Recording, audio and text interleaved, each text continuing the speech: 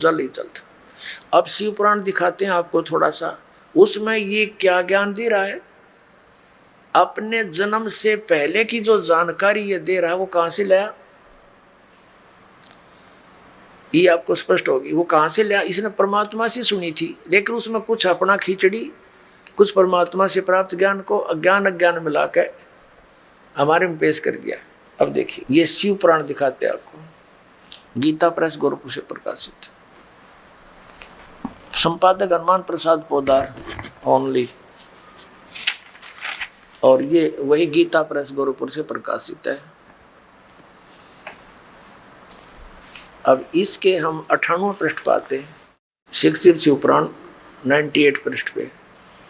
यहाँ 5वां अध्याय समाप्त हो जाता है रुद्र संहिता का। अपने पुत्र नारद की यह बात सुनकर लोक पिता में ब्रह्मा वहाँ इस प्रकार बोले। नारद ने वही पूछा था सृष्टि उत्पत्ति के बारे में। अब ये रुद्र संहिता है, चल रही है रुद्र संहिता, पृष्ठ 99 पर हम पढ़ेंगे। ब्रह्मा जी ने कहा ब्रह्मन अपने पुत्र नारद को, देव शिरोमणि, तुम सदा समस्त जगत के उपकार में लगे रहते हो। तुमने लोगों के हित की कामना से बहुत उत्तम बात पूछी है। जिस समय समस्त चराचर जगत नष्ट हो गया था, सर्वत्र केवल अंधकार ही अंधकार था, उस समय तत्सत ब्रह्म, इस श्रुति में जो सत सुना जाता है एकमात्र वही शेष था। अब 100 पृष्ठ पर आ गए हम, इसके 100 पृष्ठ पे यहाँ कहा कि जिस परब्रह्म के विषय में ज्ञान और अज्ञान, सुनते रहिए ब्रह्म आगे बोल, जिस परब्रह्म के विषय में ज्ञान और अज्ञान पूर्ण उक्तियों द्वारा इस प्रकार विकल्प किए जाते हैं, उसने कुछ काल के बाद द्वितीय की इच्छा प्रकट की। उसके भीतर एक से अनेक होने का संकल्प उदित हुआ। तब उस निराकार परमात्मा ने अपनी लीला शक्ति से अपने लिए मूर्ति की कल्पना की। जो मूर्ति रीत परम ब्रह्म है, उसकी मूर्ति भगवान सदाशिव है। अर्वाचीन और प्राचीन विद्वान उन्हीं को ईश्वर कहते हैं। उस समय एकाकी रहकर सब इच्छा अनुसार विहार करने वाले सदाशिव ने अपने विग्रह से स्वयं ही एक स्वरूप भूता शक्ति की सृष्टि की, जो उसके अपने श्रीअंग से कभी अलग होने वाली नहीं थी। उस पराशक्ति को प्रधान प्रकृति गुणवती माया बुद्धि तत्व की जननी तथा विकार रहित बताया है। वह शक्ति अंबिका कही गई है। उसी को प्रकृति दुर्गा को कहते हैं, ये ध्यान रखना, गीता में काम आओगा आपके। उसी को प्रकृति सर्वेश्वरी और त्रिदेव जननी, तीनों देवताओं की माता, उत्पन्न करने वाली दुर्गा, रजगुण ब्रह्मा सदगुण विष्णु तमगुण शिव जी की माता, नित्य और मूल कारण भी कहते हैं। सदाशिव द्वारा प्रकट की गई उस शक्ति की 8 भुजाएं हैं। क्लियर हो गया। अष्टंगी दुर्गा, नाना प्रकार के आभूषण उसके अंगों की शोभा बढ़ाते हैं। वह देवी नाना प्रकार की गतियों से संपन्न है और अनेक प्रकार के अस्त्र शस्त्र धारण करती है। एकाकिनी होकर भी वह माया संयोग वसात अनेक हो जाती है। इसी ने 3 रूप धारण किए थे, सावित्री, गौरी और लक्ष्मी के। वे जो सदाशिव हैं उन्हें परम पुरुष, ईश्वर, शिव, शंभु और महेश्वर कहते हैं। अब हम आगे 101 पृष्ठ पे रुद्र संहिता का। वे अपने सारे अंगों पर भस्म रमाए रहते हैं। उन काल रूपी ब्रह्म ने एक ही समय शक्ति के साथ, नाथनी शक्ति के साथ शिवलोक नामक क्षेत्र का निर्माण किया था। अब ये काल रूपी ब्रह्मा पर लिख दिया सदाशिव को हो, ये ब्रह्मा विष्णु महेश का पिता है, जिसने गीता का ज्ञान दिया, वही है ये निर्माण किया। उस उत्तम क्षेत्र को काशी कहते हैं। वह परम निर्वाण या मोक्ष स्थान है जो सबके ऊपर विराजमान है। वे प्रिय और प्रियतम रूप शक्ति और शिव जो परमानंद स्वरूप है, उस मनोरम क्षेत्र में नित्य निवास करते हैं। अब यहाँ क्या, देव से एक समय, ये शिव और शिवा कौन है, ये दुर्गा और काल, शक्ति और शिव, ये शिव और शिवा, ये काल और दुर्गा। देव से एक समय उस आनंद वन में रमण करते हुए शिवा और शिव के मन में यह इच्छा हुई कि किसी दूसरे पुरुष की सृष्टि करनी चाहिए, जिस पर यह सृष्टि संचालन का महान भार रखकर हम दोनों केवल काशी में रहकर इच्छा अनुसार विचरें और निर्वाण धारण करें। इन्होंने फिर पति पत्नी व्यवहार किया। ऐसा निश्चय करके शक्ति सहित सर्वव्यापी परमेश्वर शिव ने अपने वाम भाग के 10वें अंग पर अमृत मल दिया। फिर तो वहां से वह एक पुरुष प्रकट हुआ। अब उसका नाम के रखा। ये पृष्ठ 102 पर हम पढ़ रहे हैं, 102 पर। अब शिव पुराण यहां देखना।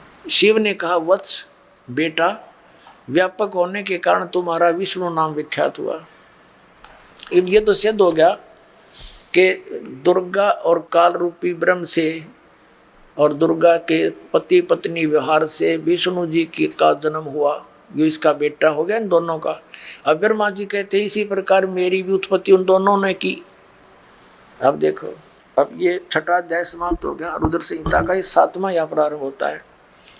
ब्रह्मा जी कहते देवर से, तत्पश्चात कल्याणकारी परमेश्वर सांब सदाशिव ने पूर्ववत प्रयत्न करके मुझे भी अपने दाहिने अंग से उत्पन्न किया। जैसे विष्णु उत्पन्न किया दुर्गा और काल के संयोग से, पति पत्नी व्यवहार से, ऐसे ही कह ब्रह्मा मेरी भी उसी से जन्म हुआ। इसी प्रकार अब ये ज्ञान कहाँ से लाया ब्रह्मा जी? जब एक तरफ तो ये कह रहा है कि मैं जब कमल के फूल पर बैठा था, आपने देवी पुराण में पढ़ा कि मुझे नहीं मालूम मैं कहाँ से उत्पन्न हो गया। और यहाँ ये फिर पिछली बैक हिस्ट्री बता रहा है कि सदाशिव है, सदाशिव ने अपने अंदर से एक स्त्री निकाली, वह उसके श्रीअंग से कभी अलग होने वाली नहीं थी, वह दुर्गा है। ये कहाँ से लाया ये ज्ञान? फिर ये परम अक्षर ब्रह्म ने जो अपने नियमानुसार अपनी प्यारी आत्माओं को तत्व ज्ञान बताने के लिए आता है, इन्होंने उसमें ज्ञान अज्ञान मिला के अपनी तरफ से घुसोड़ के और फिर यह कथा सुना दी। अब जो दास का उद्देश्य है ये है कि जो पुराण है और जिन पुराणों को हमारे धर्मगुरु सत्य मानते हैं, ये शंकराचार्य, आचार्य और जितने भी श्री ब्रह्मा, श्री विष्णु, ब्रह्मा की जी तो ये पूजा करने की कहते ही नहीं, श्री कृष्ण, श्री विष्णु, श्री शंकर भगवान जी की ये पूजाएं बताते हैं और तीर्थों पर जाने का ये हमें लाभ बताते हैं और व्रत करने से लाभ बताते हैं तथा श्राद्ध आदि करने से भी ये हमें लाभ बताते हैं। तो ये ज्ञान इन्होंने कहाँ से ग्रहण किया? क्योंकि ना गीता में वर्णित, ना वेदों में तीर्थों की जानकारी, ना श्राद्धों के विषय में कहा। तो श्री गीता जी और पवित्र चारों वेद और साथ में 5वां वेद, ये हमारी भक्ति के मार्ग के परमात्मा पाने की इसमें भक्ति साधना जो लिखी है वो फाइनल है। और जो पुराणों में जो ज्ञान दिया है वो इन ऋषि महर्षियों का अपना अनुभव है। जैसे ब्रह्मा जी ने कहीं कुछ बोल रखा, कहीं कुछ बोल रखा है।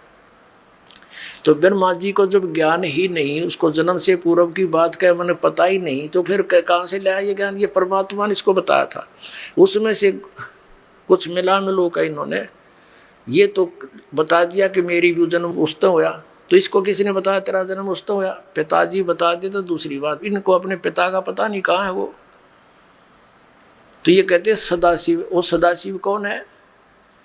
ये काल रूपी भगवान है और इन्होंने आज तक उसके दर्शन नहीं हो लिए। तो ये क्या करता है? छल करता है। किसी को तो अपने पुत्र शिव के रूप में दर्शन दे देता है, किसी को अपने पुत्र विष्णु के रूप में दर्शन दे देता है और किसी को ब्रह्मा के रूप में दर्शन दे देता है। अब दास का जो आज के सत्संग का उद्देश्य ये है कि हमने इस अध्यात्म मार्ग को पूर्ण रूप से जानने के लिए इन पुराणों का सहयोग अवश्य लेना पड़ेगा, लेकिन इनमें वर्णित भक्ति विधि को स्वीकार नहीं करने का, नहीं करना। क्यों नहीं करना? क्योंकि हमने वो भक्ति ग्रहण करनी है जो हमारे सदग्रंथ बताते हैं। सदग्रंथ कौन से हैं? मोक्ष मार्ग के पवित्र गीता जी, जो वेदों वाला ही संक्षिप्त में ज्ञान है, और पवित्र 5 वेद। 4 वेदों में भी कंप्लीट ज्ञान नहीं हो। 5वां वेद सूक्ष्म वेद है, वो सच्चिदानंद घन ब्रह्म की वाणी है और वो 5वां वेद इस दास के पास उपलब्ध है, परमात्मा ने उपलब्ध करा रखे।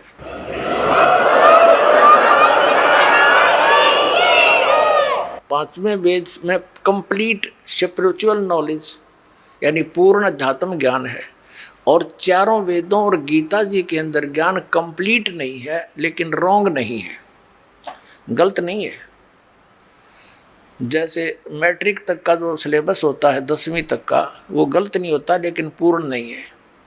तो इसलिए हमने केवल भक्ति की जो विधि जैसे प्रसंग चला था, हरे राम हरे कृष्ण सीताराम राधे राधे श्याम मिला दे, ओम नमः शिवाय और ओम भागवते वासुदेव नमः और गायत्री मंत्र, ये मंत्र यदि वेदों और गीता में वर्णित हैं तो हम इनका जाप करेंगे तो लाभ होगा। यदि वेदों और गीता में नहीं है तो ये यूजलेस है, ये लोक वेद है, मनमाना आचरण है, ये नहीं करेंगे। श्रीमद् भगवद गीता, वेदों को तो आपको आसपास भी नहीं पहुंच दिया, ये भी दया करी दाता ने श्रीमद् भगवद गीता हमारे हृदय में समा दी। अब श्रीमद् भगवद गीता को तो आप आसानी से पढ़ सकते हो, देख सकते हो, सरलार्थ है किया हुआ अनुवाद। कुछ गलती इन्होंने की है, फेर बदल वो दास के तत्व ज्ञान से ठीक हो रही है, दास ने एक अनुवाद किया है गहरी नजर गीता में, कंप्लीट सही इसका अनुवाद किया। तो इसमें कौन से मंत्र जाप करने के हैं? गीता ज्ञान दाता ब्रह्म है, सरपुरुष है। गीता जी अध्याय नंबर 15 के श्लोक 16 और 17 में 3 पुरुष बिल्कुल प्रमाणित है, एक सरपुरुष एक अक्षर पुरुष। सरपुरुष तो ये स्वयं है, अक्षर पुरुष इसको परब्रह्म भी बोलते। ये सरपुरुष कितना प्रभु है, पुरुष माने प्रभु स्वामी, ये केवल 21 ब्रह्मांड का स्वामी है। 21 ब्रह्मांड, एक ब्रह्मांड का क्या क्षेत्र है? जैसे 7 पाताल और 7 ऊपर के 14 लोक, ब्रह्मलोक और धर्मराय का लोक आदि, ये सारे मिला करके पृथ्वी आदि सब, ये एक ब्रह्मांड के अंदर इतनी सामग्री है। ऐसे ऐसे 21 ब्रह्मांड है। जैसे एक प्रांत होते हैं, हरियाणा प्रांत, पंजाब प्रांत, तो इनमें क्रियाएं सब एक जैसी ही हैं, लेकिन इनका सीमा अलग है। ऐसे 21 ब्रह्मांड का स्वामी है ये सरपुरुष जो गीता ज्ञान दे रहा है ब्रह्म। ये इतना पुरुष है, इतना प्रभु है। और जो अक्षर पुरुष है वो ऐसे ऐसे 7 शंख ब्रह्मांड का स्वामी है।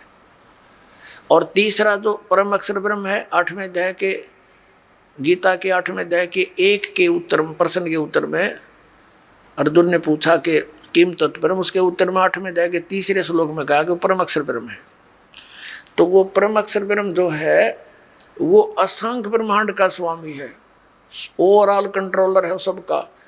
इस सरपुरुष के 21 ब्रह्मांड पर, अक्षर पुरुष के ये सारे 7 संख्य ब्रह्मांड पर, और इसके अतिरिक्त असंख्य ब्रह्मांड हैं, उन सब का मालिक है वो परम अक्षर ब्रह्म है। वो संसार रूपी वृक्ष की जड़ है, ये बाकी इसके पार्ट हैं। अक्षर पुरुष एक पेड़ है और सरपुरुष वा की डार, तीनों देवा शाखा हैं, ये पात रूप संसार। जो प्रसंग चल रहा है कि ये 15वें अध्याय के 16 और 17 में गीता जी में 3 पुरुष है, सरपुरुष और अक्षर पुरुष, ये दोनों आपको क्लियर कर दिया। और तीसरा उत्तम पुरुषत्व अन्य, ये परम अक्षर ब्रह्म है।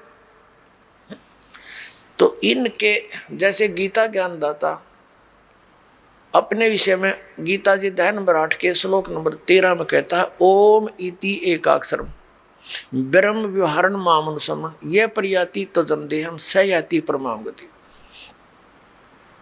मुझ ब्रह्म का केवल एक ओम मंत्र है, नथिंग एल्स। मुझ ब्रह्म का ये एक अक्षर ओम है यह, और इसका उच्चारण करके सिमरण करता हुआ यह प्रयाति तजन देहम, जो शरीर त्याग कर जाता है, सयाति परमाम गति, वो परम गति को प्राप्त होता है। यानी ओम से मिलने वाली जो परम गति है वो इससे होती है।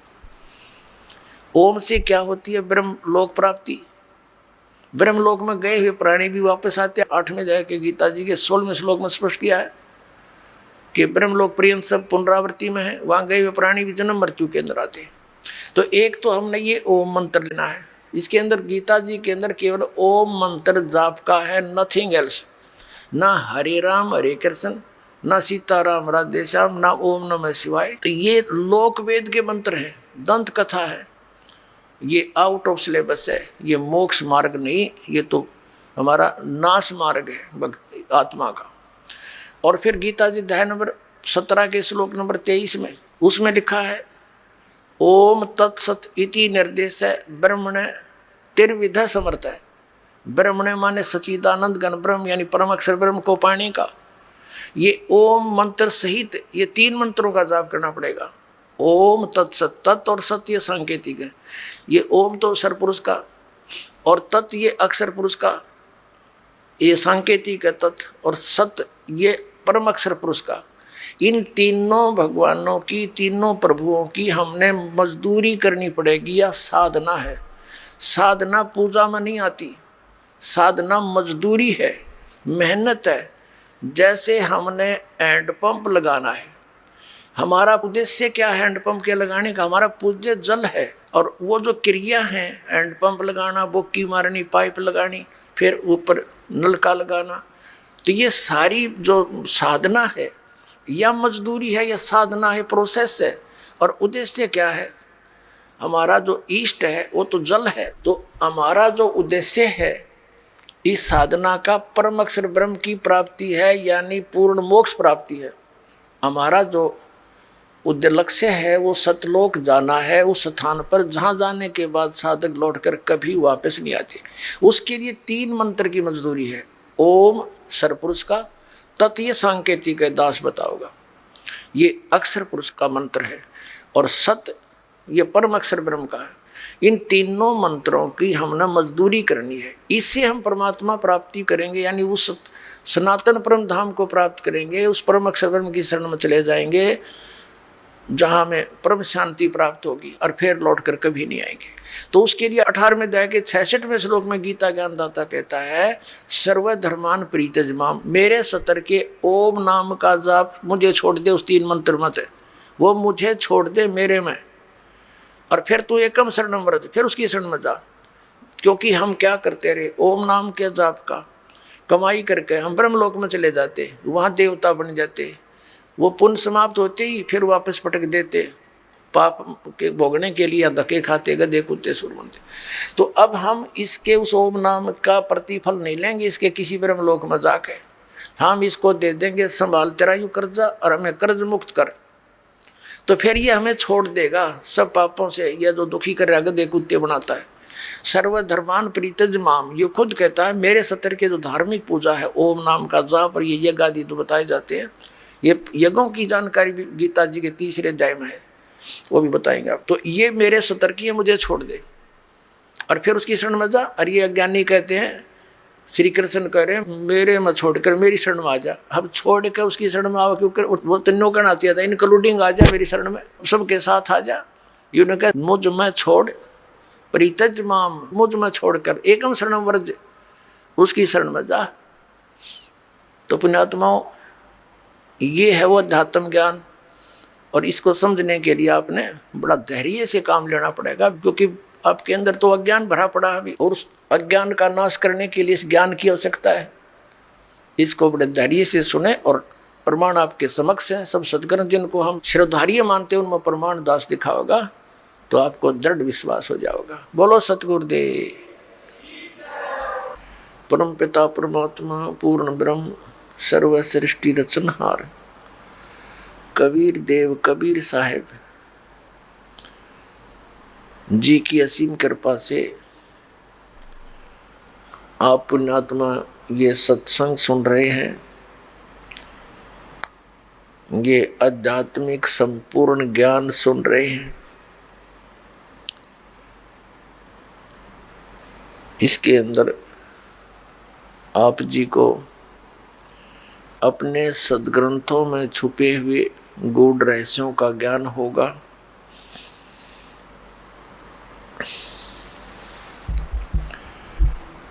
और सत्संग में आने से प्राणी को पता चलता है कि मनुष्य जीवन का क्या उद्देश्य है।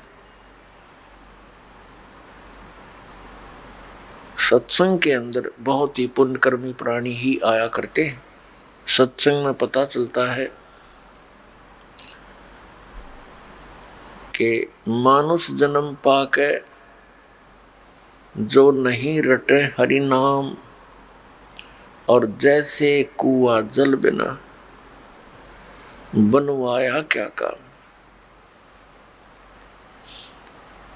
परमात्मा हमें याद दिलाते हैं, मनुष्य जीवन प्राप्त करके यदि प्राणी परमात्मा की भक्ति नहीं करता, उसका जीवन ऐसे व्यर्थ है जैसे जिस कूप में, जिस कुएं में जल ना हो, बाकी उसकी सारी स्ट्रक्चर खड़ा हो, पक्का कुआ कर रखा हो, बढ़िया उसके ऊपर बाल्टी रखी हो, लेकिन जल नहीं है तो यूजलेस है। ठीक इसी प्रकार मनुष्य जीवन प्राप्त प्राणी यदि परमात्मा की भक्ति नहीं करते हैं तो उनका जीवन उस जल रहित कूप के तुल्य है। अब उस कुएं का नाम कुआं अवश्य है, लेकिन गुण कुएं के नहीं है। ठीक इसी प्रकार जो मनुष्य शरीरधारी प्राणी परमात्मा की भक्ति नहीं करता, उसका नाम मनुष्य अवश्य है, लेकिन गुण मनुष्य के नहीं है। पुण्यात्माओं, हम देखते हैं कि परमात्मा के चाहने वाली पुण्यात्माओं की कमी नहीं।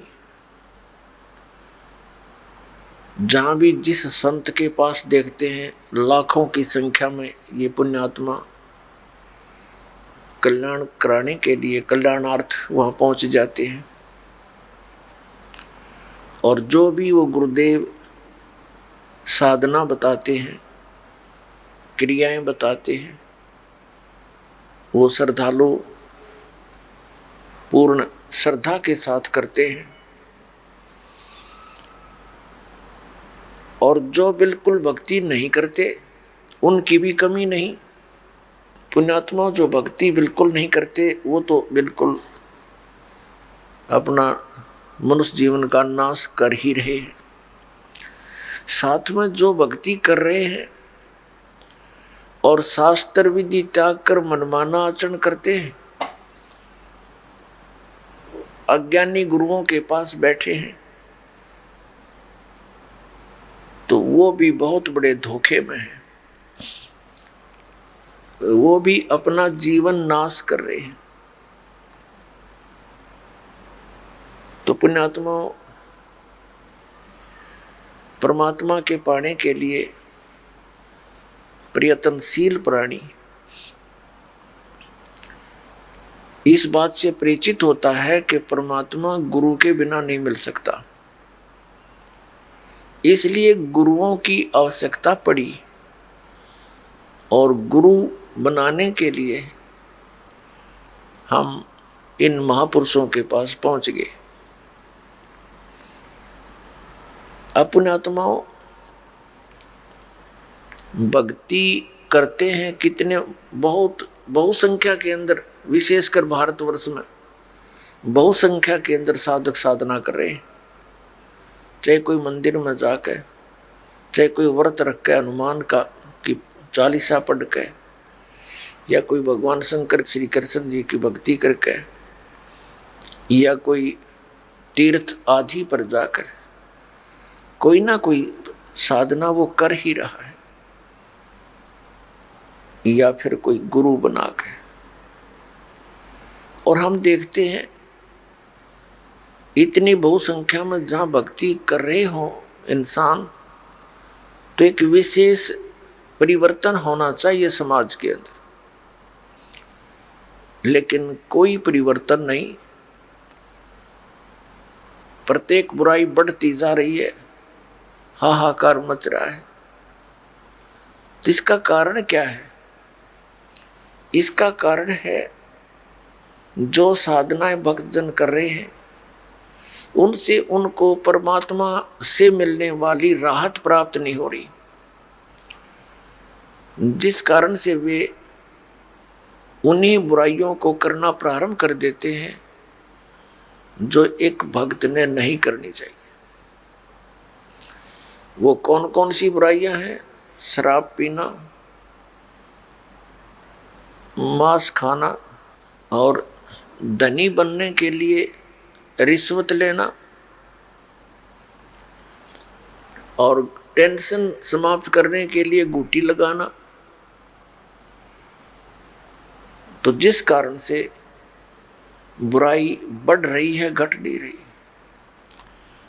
परमात्मा की भक्ति करने वाले प्राणी को परमात्मा का लाभ विशेष मिलना प्रारंभ हो जाता है, और उसको फिर एक विशेष ज्ञान होता है कि यदि तू ये बुराई करेगा तो तुझे इन आपत्तियों का सामना करना पड़ेगा।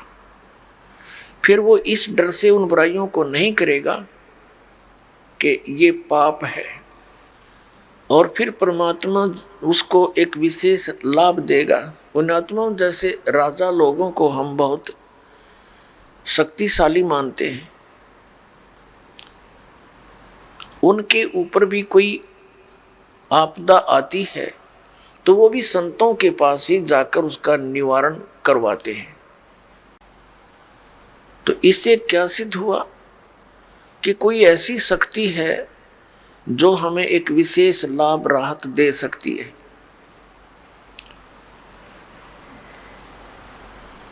वो कौन है और कैसे वो राहत देता है, इसका ज्ञान संत जन ही बताया करते हैं।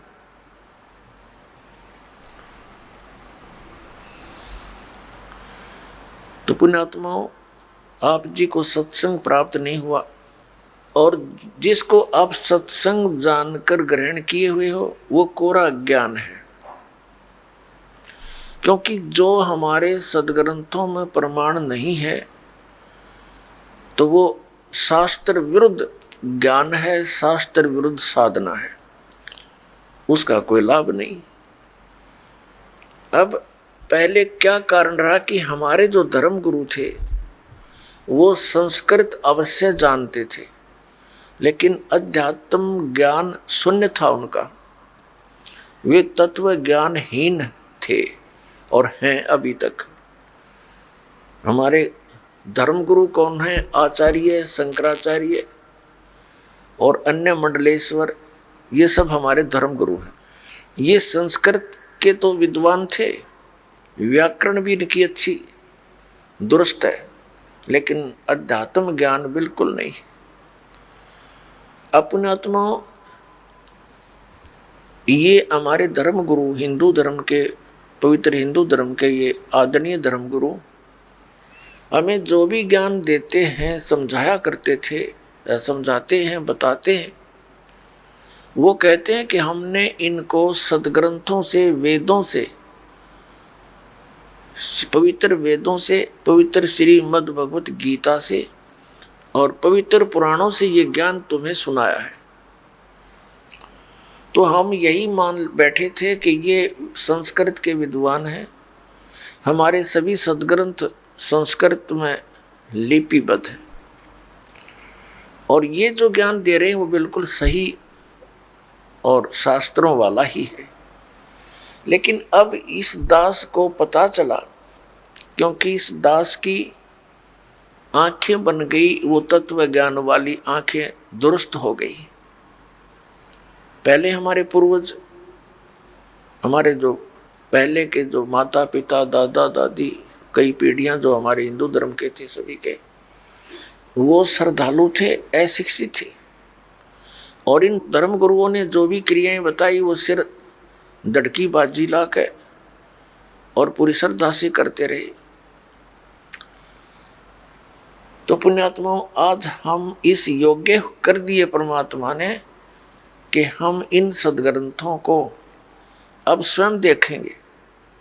इस दास ने इन सदग्रंथों का गहन निरीक्षण किया, अध्ययन किया, तो उसमें क्या पाया कि हमारे जितने भी धर्मगुरु, हिंदू धर्म के धर्मगुरु, ऋषि, महर्षि, ये मंडलेश्वर, महंत, संत, ये सभी लोक वेद सुना रहे हैं, दंत कथा सुनाया करते हैं। इनके पास शास्त्र अनुकूल ज्ञान नहीं है। ये वेदों, गीता और पुराणों के विपरीत ज्ञान हमें दे रहे हैं, और नाम इन्हीं सदग्रंथों का ले रहे हैं। जो टीचर, जो अध्यापक आउट ऑफ सिलेबस पढ़ाता है, पाठ्यक्रम से हटकर ज्ञान देता है, वो अध्यापक ठीक नहीं, वो शत्रु है उन विद्यार्थियों का। और यही कारण रहा पुण्यात्माओं, शास्त्र विधि को त्याग कर मनमाना आचरण करवा कर इन हमारे धर्म गुरुओं ने हमारे सभी पूर्वज भूत बनवा दिए, 84 लाख योनियों में डलवा दिए, और फिर उनके लिए यत्न बताते हैं, श्राद्ध निकाल दो, पिंड भरवा दो, ये क्रियाएं कर दो, जो कि गीता जी के विरुद्ध है। श्रीमद् भगवत गीता अध्याय नंबर 9 श्लोक नंबर 25 में कहा कि जो भूत पूजते हैं वो भूतों को प्राप्त होंगे। ये श्राद्ध निकालना, पिंड भरवाना, 13वीं करना और अस्थि प्रवाह करना, गति कराने के अर्थ, तो ये सब भूत पूजाएं हैं। इनके करने वाले भी भूत ही बनेंगे। देवताओं की पूजा करने वाले देवताओं को प्राप्त होंगे, पितरों की पूजा करने वाले पितर बन जाएंगे। गीता ज्ञानदाता कहता है कि मेरी भक्ति करने वाला मुझे प्राप्त होगा। तो हमने भगवान की भक्ति त्याग कर ये भूत पूजा शुरू कर दी, श्राद्ध आदि निकालना, जिस कारण से हम शास्त्रीय विधि त्याग का मनमाना आचरण करते रहे और महान कष्ट को उठाते रहे। अपनात्मा अध्यापक किसे कहते हैं, टीचर किसे कहते हैं? अध्यापक अपने जॉब का मास्टर होता है, उसको टीचर बोलते हैं, अध्यापक कहते हैं, मास्टर कहते हैं। जिन धर्म गुरुओं को समाज ने खुली छुट्टी दे दी कि तुम सदग्रंथ पढ़ो और हमें सुनाओ और हमें वो परमात्मा का ज्ञान जो सदग्रंथों में विद्यमान वो बताओ, उनको फ्री कर दिया, उनको दक्षिणा देनी शुरू कर दी कि अपना निर्वाह भी करते रहो दक्षिणा से, और फ्री हो तुम पढ़ो अच्छी तरह इन सदग्रंथों को और हमें बताओ। तो उन्होंने, हमारे धर्म गुरुओं ने सदग्रंथों को पढ़ा अवश्य और इनको कंठस्थ याद भी कर लिया संस्कृत भाषा में, लेकिन इनको वेदों, गीता और पुराणों का कख भी पता नहीं। इन आचार्यों को और इन शंकराचार्यों को, इनको अध्यात्म ज्ञान नहीं। इनको तो ज्ञान होगा कहाँ से? जिन भगवानों को ये पूजते हैं हमारे आचार्य और शंकराचार्य, और हमें उन्हीं को पूजने की सलाह देते हैं कि ये भगवान हैं। कौन? श्री ब्रह्मा, श्री विष्णु, श्री शंकर भगवान आदि। और इनको ये परमात्मा बताते हैं, भगवान बताते हैं, ईश बताते हैं, और इनकी पूजा स्वयं भी करते, हमें भी करने की सलाह देते हैं। तो इन भगवानों को अध्यात्म ज्ञान नहीं, श्री विष्णु को, श्री ब्रह्मा को, श्री शंकर को, शंकर जी को। तो हमारे धर्म गुरुओं को, शंकराचार्यों को, आचार्यों को ज्ञान कहाँ से होगा? अपनात्मा इस कंसेप्ट को क्लियर करने के लिए कि इन भगवानों को भी ज्ञान नहीं, श्री विष्णु जी को, श्री ब्रह्मा, श्री शंकर जी को, और दुर्गा को भी कंप्लीट ज्ञान नहीं, श्री देवी जी को भी, और ब्रह्म जिसको ये परम ब्रह्म बोलते हैं, ये है तो ब्रह्म सरपुरुष, इसको भी कंप्लीट ज्ञान नहीं। अपने आत्मा ये बड़ा विवाद का विषय बन जाएगा यदि इस वाक्य को यहीं छोड़ दिया और प्रमाण ना दिखाए। प्रथम तो आपको 19 पुराणों में आप ये दास दिखाएगा कि ब्रह्मा और विष्णु और शंकर ये भगवान नहीं है, ये ईश नहीं है, और ये हमें हमारे धर्मगुरु शंकराचार्य और आचार्य ये मंडलेश्वर ये कहते ये भगवान है। तो इन्होंने हमारे साथ कितना धोखा किया है। प्रथम तो ये दिखाते हैं कि श्री विष्णु, श्री ब्रह्मा और श्री शंकर जी को, और सतयुग से लेकर आज तक के ब्राह्मणों को, ये शंकराचार्य और आचार्य सारे ब्राह्मण ही है। ब्राह्मण पुण्यात्माओं को जाति सूचक नहीं है। ब्राह्मण वो व्यक्ति है जो अध्यापक पद पर विराजमान है, जो उस कर्म को कर रहा है जैसे 4 वर्ण बनाए, ब्राह्मण, वैश्य, अक्षत्रिय और शूद्र। अपने आत्माओं, जैसे आज कोई ब्राह्मण का लड़का और मिलिट्री में वो भर्ती है फौज में, तो वो ब्राह्मण वर्ण में अवश्य है, लेकिन वो ब्राह्मण कर्म नहीं, वो तो क्षत्रिय है। ऐसे ही कोई वैश्य का पुत्र लड़का मिलिट्री में भर्ती है, तो वर्ण वैश्य अवश्य है उसका, लेकिन कर्म वैश्य नहीं है। इसी प्रकार अन्य समझे, कोई शूद्र का लड़का और मिलिट्री में भर्ती है तो वो अक्षत्रिय है, शूद्र वर्ण में अवश्य जन्मा है। तो कर्म से ही ये क्रियाएं और ये जाति बनी है। तो जो धर्म गुरु हैं वही ब्राह्मण कहलाते हैं, चाहे वो किसी मजहब जाति का हो। मेरे पूज्य गुरुदेव जी ब्राह्मण वर्ण में जन्मे थे, लेकिन वो अपने आप को ब्राह्मण नहीं कहते थे। हरियाणा के अंदर जिला भिवानी और चरखी दादरी के पास एक बड़ा पैतावास गांव है, वहां से ब्राह्मण वर्ण में जन्मे थे। और हमारे दादा गुरुजी से उनकी भेंट होगी, वो उनसे प्रेरणा पाकर घर त्याग कर चले गए, और वो अपने आप को संत कहते थे, ब्राह्मण नहीं। और मेरे दादा गुरुजी जाट थे, गांव छावला के दिल्ली में, और वो जाट होते हुए ब्राह्मण कहलाए, पंडित कहलाए, क्योंकि वो काशी विद्यापीठ से पढ़कर 4 विषय के आचार्य बन गए थे। गांव गोपालपुर, खरखोदा के पास, जिला सोनीपत में एक छोटा सा गांव है गोपालपुर, उसके अंदर आश्रम बना हुआ हमारे दादा गुरु जी का। उस पर लिखा है पंडित चिदानंद जी आश्रम। जाट होते भी पंडित जी कहलागे, वो गुरु थे, ब्राह्मण कर्म था उनका। तो पुण्यात्माओं, ये जो ब्राह्मण वर्ग में है, ऋषि महर्षि, ये ब्राह्मण कर्म करने वालों पर ही समझो अप्लीकेबल है। दास के ये जो ज्ञान है, वचन है, अन्य पर नहीं। तो अब सबसे पहले आपको दिखाते हैं कितना ज्ञान था ब्रह्मा विष्णु महेश को, और कितना ज्ञान था इस सतयुग से लेकर आज तक के ब्राह्मण गुरुओं को।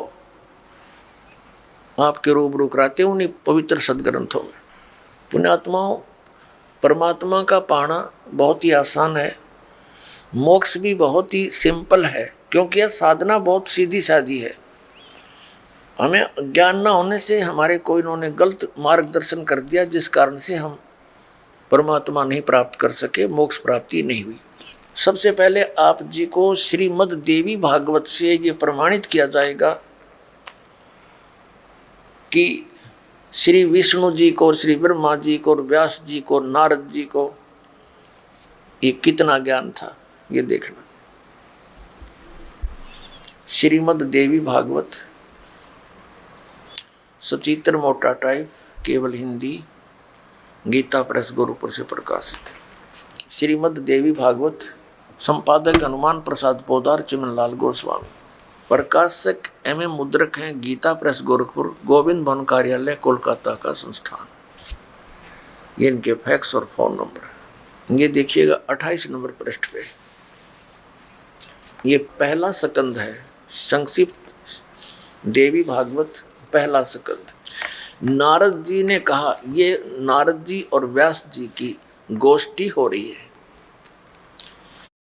नारद जी ने कहा, व्यास जी तुम इस विषय में जो पूछ रहे हो ठीक यही प्रश्न मेरे पिताजी ने भगवान श्री हरि से किया था। देवा अधिदेव भगवान जगत के स्वामी हैं, लक्ष्मी जी उनकी सेवा में उपस्थित रहती हैं, दिव्य कौस्तुमणि उनकी शोभा बढ़ाती है। वे शंख चक्र गदा लिए रहते हैं, पीताम्बर धारण करते हैं, 4 भुजाएं। वे चराचर जगत के आश्रयदाता हैं, जगत गुरु एवं देवताओं के भी देवता हैं। ऐसे जगत प्रभु भगवान श्री हरि महान तप कर रहे थे, उनकी समाधि लगी थी। यह देखकर मेरे पिता ब्रह्मा जी को बड़ा आश्चर्य हुआ। अतः उन्होंने उनसे जानने की इच्छा प्रकट की। ब्रह्मा जी ने पूछा, प्रभु आप देवताओं के अध्यक्ष, जगत के स्वामी और भूत भविष्य एवं वर्तमान सभी जीवों के एकमात्र शासक हैं। भगवान फिर आप क्यों तपस्या कर रहे हैं और किस देवता की आराधना में ध्यान मगन है? मुझे असीम आश्चर्य तो यह हो रहा है कि आप देवेश्वर एवं सारे संसार के शासक होते हुए भी समाधि लगाए बैठे हैं। ब्रह्मा जी के विनीत वचन सुनकर भगवान श्री हरि यानी विष्णु जी कहने लगे। अब हम 29 पृष्ठ पर आ गए। पहला सकल। श्री हरि उनसे कहने लगे, ब्रह्मन सावधान होकर सुनो। विष्णु जी बताने लगे ब्रह्मा जी को, मैं अपने मन का विचार व्यक्त करता हूं। देवता, दानव, मानव सब यही जानते हैं कि तुम सृष्टि करते हो, मैं पालन करता हूं और शंकर संहार किया करते हैं। किंतु फिर भी वेद के पारगामी पुरुष अपनी युक्ति से यह सिद्ध करते हैं कि रचने, पालने और संहार करने की यह योग्यता जो हमें मिली है, इसकी अधिष्ठात्री शक्ति देवी हैं। वे कहते हैं कि संसार की सृष्टि करने के लिए तुम में राजसी शक्ति का संचार हुआ है, मुझे सात्विक शक्ति मिली है और रुद्र में तामसी शक्ति का आविर्भाव हुआ है। उस शक्ति के अभाव में तुम इस संसार की सृष्टि नहीं कर सकते, मैं पालन करने में सफल नहीं हो सकता और रुद्र संहार कार्य करने होने में भी, रुद्र से संहार कार्य होना भी संभव नहीं। ब्रह्मा जी हम सभी उस शक्ति के सहारे यानी दुर्गा के सारे ही अपने कार्य में सदा सफल होते। सुवर्त प्रत्यक्ष और परोक्ष दोनों उदाहरण में तुम्हारे सामने रखता हूँ, सुनो।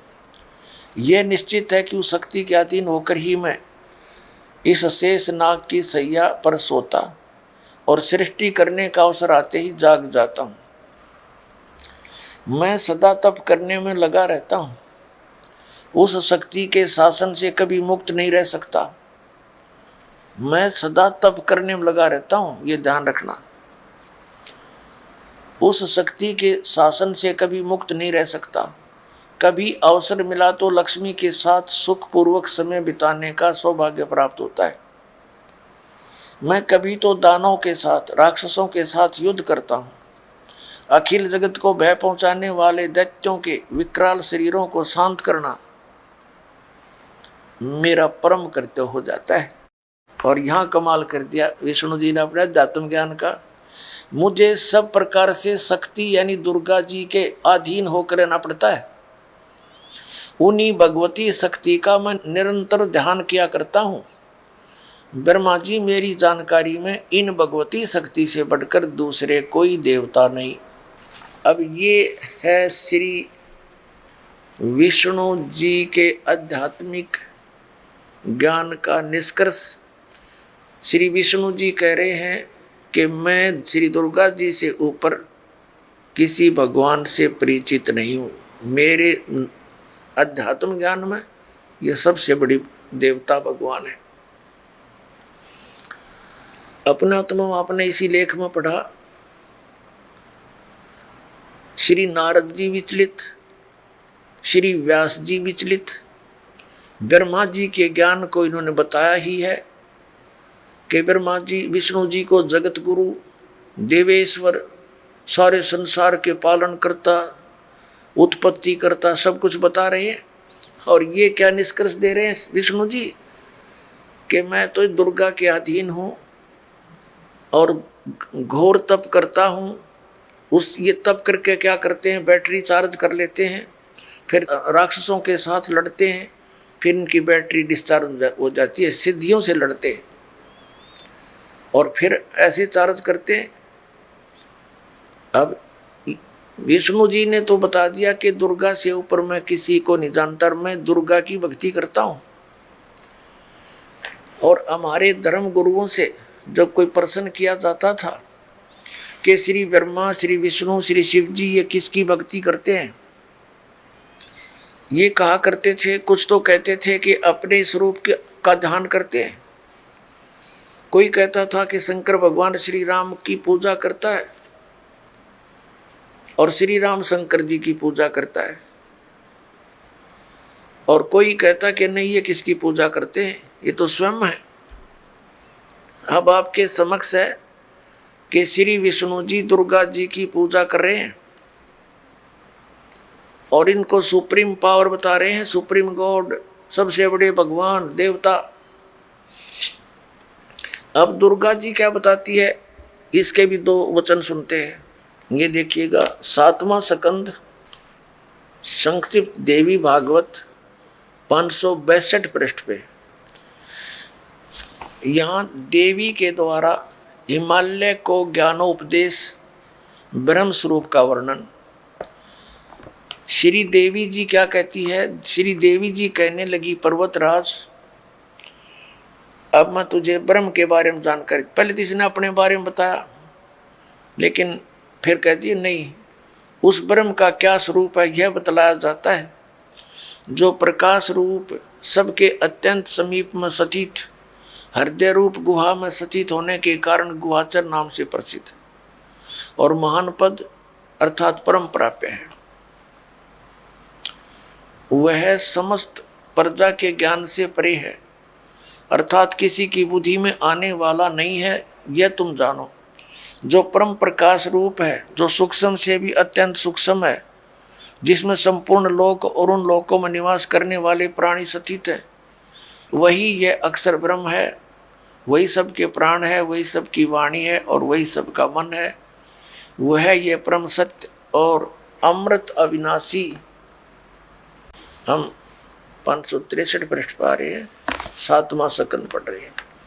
वह अमृत अविनाशी तत्व है, सौम्य। देवी जी कह रही है, उस वेदने योग्य लक्ष्य का तुम वेदन करो, मन लगाकर उसमें तन्मय हो जाओ।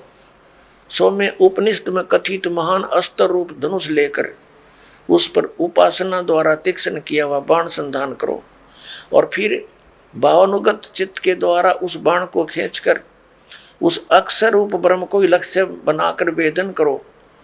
प्रणव माने ओम धनुष है, जीवात्मा बाण है और ब्रह्म को उसका लक्ष्य कहा जाता है। अब इसमें क्या कहा है, श्री देवी जी कह रही है हिमालय राजा को कि आत्म मनुष्य को चाहिए ओम नाम का जाप करे और ब्रह्म पाने का उद्देश्य रखे। इतनी सी बात और कुछ नहीं। आगे देखो, इसी में फिर हम यहां आ जाते हैं नीचे, उस एकमात्र परमात्मा को ही जाने, दूसरी सब बातों को छोड़ दे। अब देवी जी दुर्गा जी अपनी साधना को भी कहती है वो भी छोड़ दो, केवल एक उसी परमात्मा की भक्ति करो। यही अमृत रूप परमात्मा के पास पहुंचाने वाला पुल है। संसार समुद्र से पार होकर अमृत स्वरूप परमात्मा को प्राप्त कराने का यही सुलभ साधन है। यह कहा कि इस आत्मा का ओम के जप के साथ ध्यान करो, इससे अज्ञान में अंधकार से सर्वथा परे और संसार समुद्र से पार जो ब्रह्म है उसको पा जाओगे, तुम्हारा कल्याण। वो कहाँ रहता है, हम 563 पढ़ रहे हैं। वह यह सब का आत्मा ब्रह्म ब्रह्मलोक रूप दिव्य आकाश में स्थित है। वह ब्रह्मलोक में रहता है, इसका सीधा सा अर्थ है। अपुण्यात्मा, ये तो अध्यात्म ज्ञान हो गया दुर्गा जी का। ये क्या बता रही है, श्री देवी जी कह रही हिमालय राजा को कि और सब पूजाएं त्याग दे, केवल एक ब्रह्म की पूजा कर, उसका ओम नाम है, उस साधना से तू ब्रह्म लोक को प्राप्त होगा। अपनात्मा, श्री मद भगवत गीता जी का ज्ञान ब्रह्म ने ही दिया श्री कृष्ण जी में प्रवेश करके। अब वो ब्रह्म क्या बोलता है, श्रीमद् भगवत गीता अध्याय नंबर 8 के श्लोक नंबर 13 में कहता है कि ओम इति एकाक्षरम। ये देखिएगा, आपको इन सदग्रंथों से रूबरू करेंगे तभी आपको विश्वास होगा इस दास की बातों पर। ये है श्रीमद् भगवत गीता, जयदयाल गोविंद का इसके अनुवादक हैं, गीता प्रेस गोरखपुर से प्रकाशित। अध्याय नंबर 8 के श्लोक नंबर आपको 13 दिखाते हैं। अध्याय नंबर 8 श्रीमद् भगवत गीता, और यहां देखो 13वां श्लोक, ये 13वां श्लोक है। ओम इति एकाक्षरम ब्रह्म व्यवहारन माम अनुसमरण ये प्रयाति तजंदेहम स याति परमाम गतिम। अब गीता ज्ञानदाता ब्रह्म है, ये कहता है कि माम ब्रह्म, मुझ ब्रह्म का ओम इति एकाक्षरम, ये ओम यह एक अक्षर है, व्यवहारन अनुसमरण उच्चारण करके सुमन करता हुआ, ये प्रयाति तजंदेहम जो शरीर छोड़कर जाता है, स याति परमाम गतिम वो परम गति को प्राप्त होता है, जो ओम से मिलने वाली परम गति है। वो क्या है? वो श्री देवी जी ने स्पष्ट कर दिया कि ब्रह्मलोक प्राप्ति होगी। गीता जी अध्याय नंबर 8 के श्लोक नंबर 16 में स्पष्ट किया है कि ब्रह्मलोक पर्यंत ये सभी लोग पुनरावर्ती में हैं, यानी वहां गए हुए प्राणी भी लौटकर संसार में आते हैं, जन्म मृत्यु समाप्त नहीं होती। ये देखिएगा, अध्याय नंबर 8 ही पढ़ रहे हैं हम श्रीमद् भगवत गीता का, और ये 16 नंबर है। हे अर्जुन, ब्रह्मलोक पर्यंत सब लोग पुनरावर्ती में हैं। अब पुनरावर्ती का इन्होंने यहाँ पर विश्लेषण किया सटार से, अर्थात जिनको प्राप्त होकर पीछे संसार में आना पड़े, ऐसे पुनरावर्ती इसको कहते हैं। अपने आत्माओं, अब ये ब्रह्म क्या बताता है? गीता जी अध्याय नंबर 4 के श्लोक नंबर 5 से 9 तक ये क्या कहता है कि अर्जुन तेरे और मेरे बहुत जन्म हो चुके हैं, तो नहीं जानता, मैं जानता। श्रीमद् भगवत गीता अध्याय नंबर 2 के श्लोक नंबर 12 में भी ये यही स्पष्ट करता है कि अर्जुन तू और मैं और ये राजा लोग पहले भी थे, पहले भी जन्मे थे, आगे भी जन्म होगा, ये ना सोच कि हम वर्तमान में ही हैं। और गीता जी अध्याय नंबर 10 के श्लोक नंबर 2 में ये खुद कहता है कि मेरी उत्पत्ति को ये देवता लोग, ऋषि लोग ये नहीं जानते, क्योंकि ये मुझ से उत्पन्न हुए हैं। अब ये ब्रह्म जो है इसको सरपुरुष भी कहते हैं, और कबीर परमेश्वर जी ने इसको काल भगवान कहा है, और इसने खुद गीता जी अध्याय नंबर 11 के श्लोक नंबर 32 में स्वीकारा है कि मैं काल हूँ अर्जुन, और अब प्रवृत्त हुआ हूँ। तो ये काल जो है ये गीता जी का ज्ञान दे रहा श्री कृष्ण जी में प्रवेश करके। श्री कृष्ण जी को तो पता ही नहीं मैंने गीता में बोला क्या था। पुण्यात्माओं, इस दास के वचन आपको सारे उठ पटांग से लागेंगे एक बार तो, लेकिन धैर्य से सुनते रहना, प्रमाण देखोगे गदगद हो जाओगे, दांतों तो उंगली दबाओगे कि बैठा बैठा दिया हमारे आचार्य और शंकराचार्यों ने सारा गलत ज्ञान सुना के। कख भी नहीं पता इन आचार्यों शंकराचार्यों, हमारे हिंदू धर्म के गुरुओं को आज तक, ऋषि में ऋषियों को सतयुग से लेकर आज तक इनको कख भी पता नहीं वेदों और गीता का।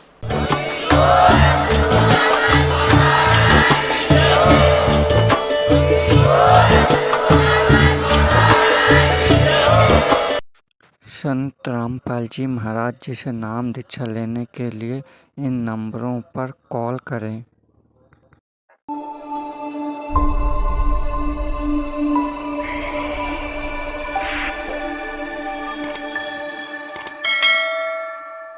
सत्य साहिब जी।